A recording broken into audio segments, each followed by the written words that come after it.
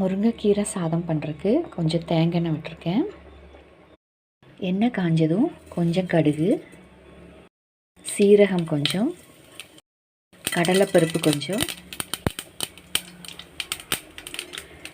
உளுந்தம்பருப்பு கொஞ்சம், கொஞ்சமாக சின்ன வெங்காயம், 2 காஞ்ச மிளகாய், கொஞ்சம் நிலக்கடலை தோலோட,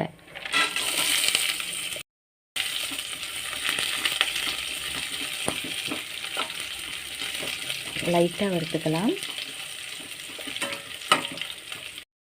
ஒரு கைப்பிடி அளவு முருங்கைக்கீரை, இதை நல்லா அலசி வச்சுருக்கேன். இதை நம்ம ஆட் பண்ணிக்கலாம்.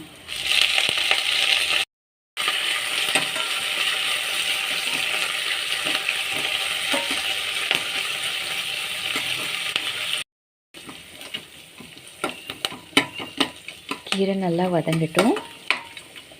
இப்போ கீரைக்காகவும் ஆட் பண்ண போகிற சாதத்துக்கும் சேர்ந்து உப்பு.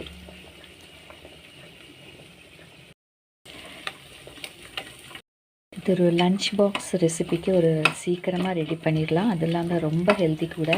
இதில் நிலக்கடலை ஆட் பண்ணியிருக்கோம், முருங்கைக்கீரை இருக்குது, சீரகம் இருக்குது, அப்புறம் சின்ன வெங்காயம். இது எல்லாமே மருத்துவ குணம் வாய்ந்தது. Anti oxidants, omega 3 fatty acids இருக்குது, அப்புறம் விட்டமின்ஸ், மினரல்ஸ் எல்லாம் கலந்துருக்கு. அப்போ ஜீரணத்துக்கு நல்லது, நமக்கு இம்யூனிட்டி பூஸ்டப் பண்ணும்.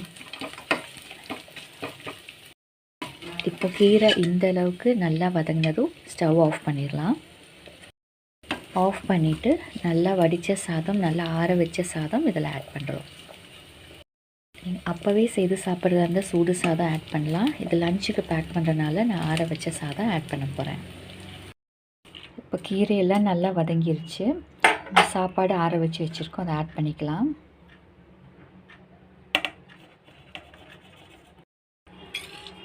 நல்ல ஹெல்த்தியாக ஒரு சாப்பாடு சீக்கிரமாக ரெடி பண்ணிட்டோம்.